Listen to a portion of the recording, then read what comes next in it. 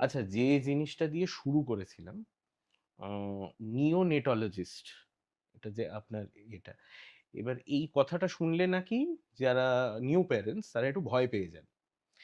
তাহলে আপনাকে যদি একটু মানে ইন লেম্যানস টার্মস বাংলায় ভেঙে বোঝাতে হয়, আপনি কি করেন, মানে একজন নিওনেটলজিস্ট অ্যাকচুয়ালি কি করে?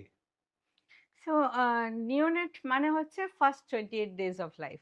হ্যাঁ, প্রথম 28 দিন। আচ্ছা। তো এই হচ্ছে নিওনেট বেবি। হ্যাঁ, তারপরে হ্যাঁ। সে পিডিয়াট্রিক্স, ইনফ্যান্ট পিডিয়াট্রিক্স এইসব হলো। ওকে। তো আমার নিওনেটাল ইউনিটটা mainly look after first 28 days of life. তো আচ্ছা। সেখানে বাচ্চা জন্মের পরেই বিভিন্ন রকমের প্রবলেম হয়।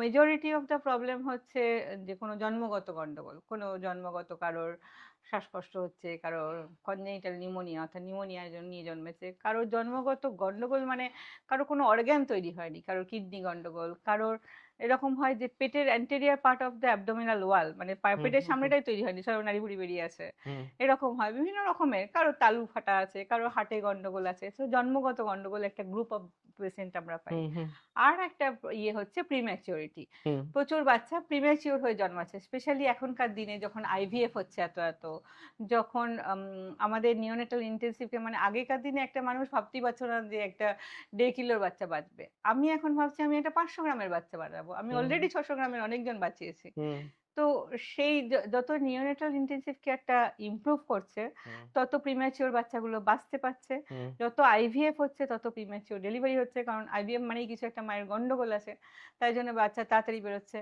যত মায়েদের স্ট্রেস বাড়ছে, মায়েরা কাজ করছে, মায়েরা স্ট্রেসফুল লাইফ হচ্ছে, তত তাদের প্রিম্যাচিওর বার্থ হচ্ছে বেশি। তো সেই বাচ্চাগুলো যে জন্মে মানে ডিউ টাইমের অনেক আগে জন্মে যাচ্ছে, হুম, ডিউ টাইম মানে হচ্ছে 37+, থার্টি হুম, সেভেন টু ফর্টি কে 34-এ জন্মাচ্ছে, কে 30-তে জন্মাচ্ছে, ইভেন 25-26 উইকার নিয়ে হ্যান্ডেল করি আমরা।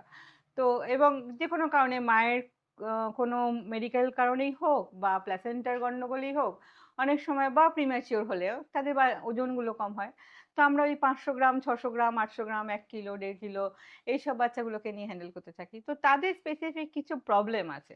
তাদের যেমন প্রত্যেকটা অর্গ্যান ডেভেলপ না, তো তার লাংটা ডেভেলপ না, একটা যে প্রিম্যাচিওর বাচ্চা জন্মেছে তার হুম, লাংটা ডেভেলপ না, তাকে আমাকে হয়তো ভেন্টিলেশনে রাখতে হবে, তাকে অক্সিজেন দিতে হবে, তাকে আমরা লাং ডেভেলপ করার জন্য ওষুধ দিই আলাদা করে টিউব হুম, দিয়ে, হুম, লাংটা তাড়াতাড়ি ডেভেলপ করিয়ে দেবো, তাই জন্য সেটা।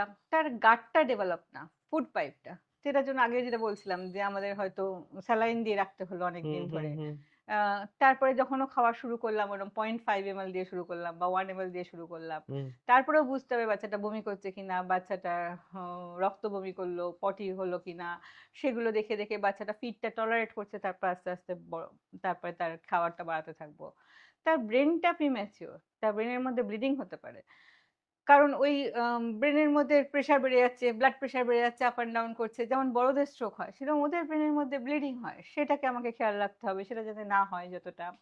সবচেয়ে বড় কথা হচ্ছে ওদের ইমিউনিটি সিস্টেম বলে কিছু নেই, কিছু নেই, হ্যাঁ। কারণ অত ছোট বাচ্চা, অত প্রিম্যাচিওর জন্মে গেছে, ওর তো একটা পুরো একটা এনভায়রনমেন্টে থাকার কথা যেখানে পুরো পেটের মধ্যে, মায়ের পেটের মধ্যে সে আগে বেরিয়ে পড়েছে, তার সঙ্গে আমরা হাজারখানা টিউব ঢোকাচ্ছি, একটা মুখ দিয়ে ঢুকিয়ে দিয়েছি, একটা নাক দিয়ে ঢুকিয়ে দিয়েছি, একটা নাভি দিয়ে ঢুকিয়ে দিয়েছি, একটা ক্যাথেটার পরিয়ে দিয়েছি, একটা হাতের চ্যানেল করে দিয়েছি, এই প্রত্যেকটা প্লাস্টিক, সেটা হচ্ছে সোর্স অফ ইনফেকশন, ওই প্লাস্টিক দিয়ে ইনফেকশন ঢুকে যাবে।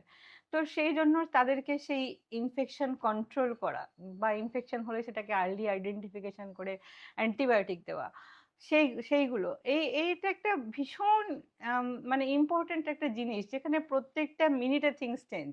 আমি হয়তো সকালবেলা বলে গেলাম যে বাচ্চাটা তো মোটামুটি স্টেবল আছে, বিকেলবেলা এসে বললাম আরে বাচ্চা তো খারাপ হয়ে গেছে, আবার এই করতে হবে, ওই করতে হবে, ওই করতে হবে। হুম, তো সেইভাবেই হয় ব্যাপারটা, যে ভীষণ একটা, ওই জন্য ইন্টেন্সিভ কেয়ার 1:1 তাদের ইয়ে করতে লাগে, দেখতে লাগে।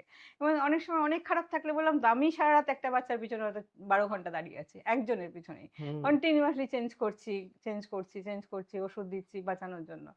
তো সেইটাই হচ্ছে নিওনেটোলজির একটা বড় part, prematurity, low birth weight বেবিগুলোকে আর তার কমপ্লিকেশন প্রিভেন্ট করে বার করা।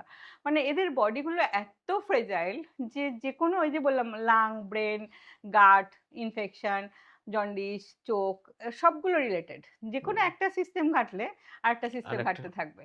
তো ওই prevention is more important rather than treatment, মানে আমি ইনফেকশন থেকে প্রিভেন্ট করে আমি কত তাড়াতাড়ি ওটাকে বার করতে পারবো। কত তাড়াতাড়ি আমি ফুল ফিডে পৌঁছাতে পারবো, কত তাড়াতাড়ি আমি ওই প্লাস্টিকগুলো বডি থেকে বার করে দিতে পারবো। তবে আমার একটু সেফ, আমি একটু সেফ জায়গায় পৌঁছালাম হুম, যে আমি ঠিক আছে এবার এবার অনেকটা পৌঁছে গেছি আমি জায়গায়। তো সেইটা হচ্ছে একটা বড় পার্ট অফ দ্য নিওনেটোলজি। আরেকটা বড় পার্ট অফ দ্য আমাদের দেশে নিওনেটোলজি হচ্ছে ইনফেকশন। তো বাচ্চারা, যেহেতু আমাদের দেশে, আমাদের ট্রপিক্যাল কান্ট্রি, ইনফেকশন বিভিন্ন রকমের হয়। হাত থেকে হয়, দুধ খাওয়াতে গিয়ে বাইরের দুধ খাওয়ালে হয়, হাঁচি কাশি থেকে হয়। বড়রা একটা দুটো হাঁচি কাশি হলো, বাচ্চারা একদম নিউমোনিয়া নিয়ে চলে আসলো। তো সেইগুলো হয়, সেগুলোকে আমাদের হ্যান্ডেল করতে হয়। তো নিওনেটোলজি পার্টটা মেইনলি হচ্ছে 28 দিনের মধ্যে এই কমপ্লিকেশন গুলোকে বার করা। মেজরিটি হচ্ছে জন্মগত গন্ডগোল, আরেকটা মেজরিটি হচ্ছে প্রিম্যাচুরিটি, আরেকটা মেজরিটি হচ্ছে ইনফেকশন বা সেপসিস যেটাকে বলে। হুম। তাছাড়াও ছোটখাটো আরো বিভিন্ন রকম জিনিস আছে।